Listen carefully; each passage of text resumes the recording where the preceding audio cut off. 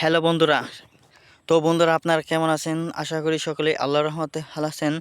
তো আমি আজকে আপনাদের জন্য খুবই গুরুত্বপূর্ণ একটি ভিডিও নিয়ে আলোচনা করব। তো বন্ধুরা, এই ভিডিওটি থেকে আপনারা অনেক কিছু শিখতে পারবেন, জানতে পারবেন। তো বন্ধুরা, আপনারা কিভাবে গরুর খামার নিয়ন্ত্রণ করবেন এবং কি গরু পালতে যে পরিমাণ অতিরিক্ত খরচ হয় তা কিভাবে কমাবেন, এই ভিডিওটির মাধ্যমে আপনারা পেয়ে যাবেন। তো বন্ধুরা, এবং কি আপনারা কিভাবে এই ঘাসগুলো বা রোপণ করবেন তাও জানতে পারবেন। তো বন্ধুরা, শুধু তাই নয়, আপনারা যদি গরুর দুধ প্রচুর পরিমাণে বৃদ্ধি করতে চান তাহলে বন্ধুরা আমার এই ভিডিওটি না টেনে দেখতে হবে। তো বন্ধুরা, সেজন্য আপনারা স্ক্রিনের মধ্যে যে ঘাসগুলো দেখতে পাচ্ছেন সেই ঘাসগুলো আপনাকে গরুকে নিয়মিত খাওয়াতে হবে। তো বন্ধুরা, একটা দিনও বাদ দেওয়া যাবে না। তো বন্ধুরা, আপনারা যারা বাজার থেকে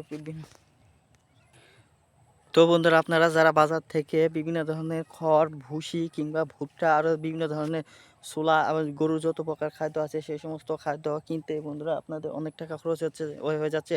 ফলে বন্ধুরা, আপনারা অনেক টাকা দিয়ে গরু কিনেছেন এবং কি বন্ধুরা, গরু কেনার ফলেও আপনাদের আরও বিভিন্ন ধরনের খাদ্য কিনতে আপনাদের হিমশিম হচ্ছে, অনেক টাকা খরচ হয়ে যাচ্ছে এবং কি আপনারা গরুর স্বাস্থ্যর উন্নতি করতে পারছেন না।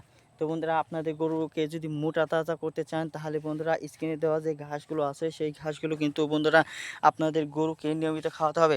যদি বন্ধুরা আপনারা আপনাদের গরুকে নিয়মিত খাওয়াতে পারেন তাহলে কিন্তু বন্ধুরা আপনাদের গরুর দুধ, গাভীর দুধ কিন্তু বন্ধুরা অনেকাংশে বৃদ্ধি পাবে এবং কি এত পরিমাণ গাভীর দুধ বৃদ্ধি হবে যে বন্ধুরা আপনারা প্রতিদিনই কয়েক কেজি দুধ দহন করতে পারবেন এবং তা বাজারে বিক্রি করে কিন্তু বন্ধুরা অল্প দিনের মধ্যেই আপনার হাজার হাজার টাকা মালিক সহজেই হতে পারবেন।